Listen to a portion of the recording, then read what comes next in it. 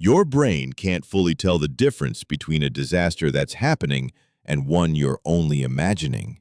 So every time you replay the worst case at 2 a.m., your body reacts as if it's real. You're not preparing for the pain, you're rehearsing it. It's an engine running at full power with the car in neutral. All that noise, all that fuel, going nowhere. And the way out isn't what you'd expect.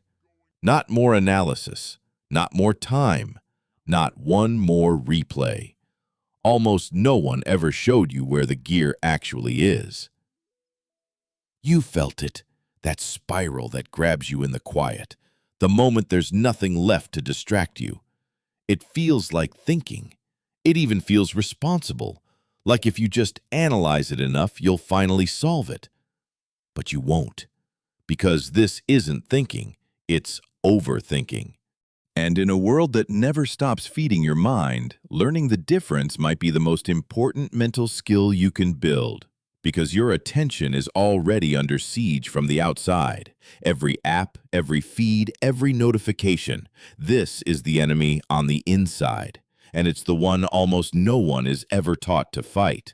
So today, we're breaking down what actually separates deep thinking from overthinking, and how the sharpest minds quietly shut the loop off. 1. The counterfeit. Here's the tell, and it's simple. Deep thinking moves toward something.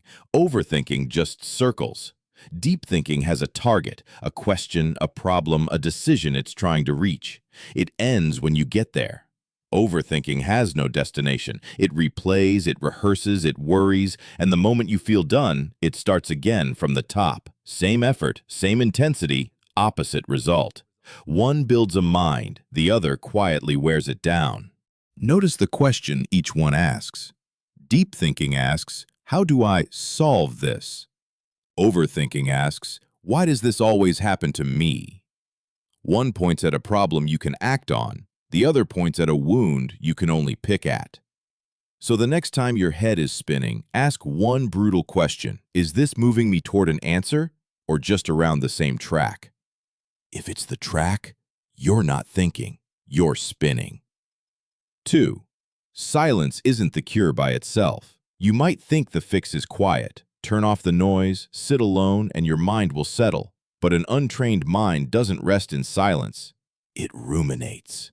When you stop feeding it input, your brain switches into what neuroscientists call the default mode network, the state behind daydreaming, self-reflection, and, when it goes wrong, endless rumination. That same network can be a gift. It's where creativity and quiet insight assemble. But left untrained, it doesn't drift toward brilliant ideas, it drifts toward threats. What could go wrong? What you should have said? What people really think of you? The default setting of an unguarded mind isn't peace, it's low-grade alarm. That's why the quiet room can feel worse, not better. The noise wasn't the problem. The noise was just covering the loop that was always running underneath. Silence doesn't fix an overthinking mind, it reveals it. And revealing it is the first step to training it. 3. Worry is wearing a disguise. Overthinking survives because it wears the costume of preparation. It whispers that if you just run the scenario one more time, you'll be ready. So you replay the mistake, you pre-live the disaster, and it feels like you're solving something. But research on rumination, much of it led by the psychologist Susan Nolan-Huxema, found the opposite.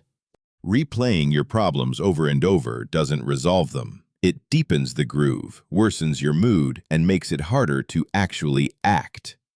And here's the part that keeps people trapped. It feels like it's working. Replaying the problem gives you a faint sense of control, so you do it again and again. And the more you ruminate, the deeper the rut, until the worry becomes a habit your brain runs on autopilot. Worry is not preparation. Preparation ends with a plan. Worry ends with more worry. If your thinking isn't producing a next step, it isn't protecting you. It's just hurting you in slow motion. 4. You can't think your way out of a loop.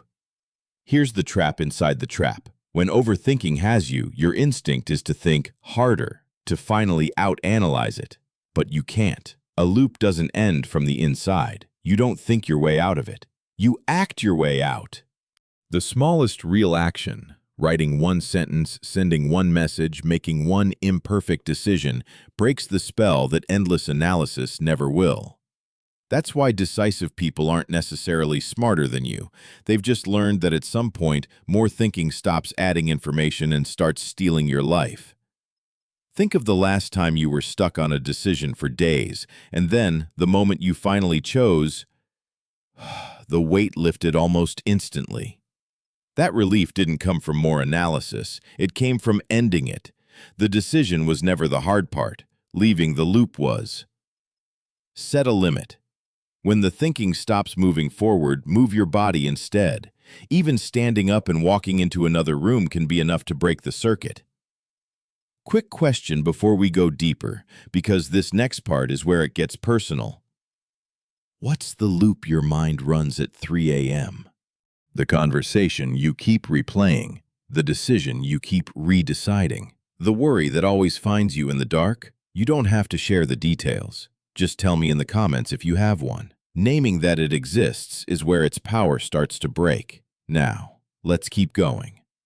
5. You are not your thoughts. This one sounds small and changes everything. When you're overthinking, you're not watching your thoughts. You're trapped inside them. There's no gap. The thought says you failed, and you simply become someone who failed. But a thought is not a fact. It's a mental event passing through. The sharpest minds learn to create a little distance, to notice the thought instead of drowning in it. Psychologists call it defusion.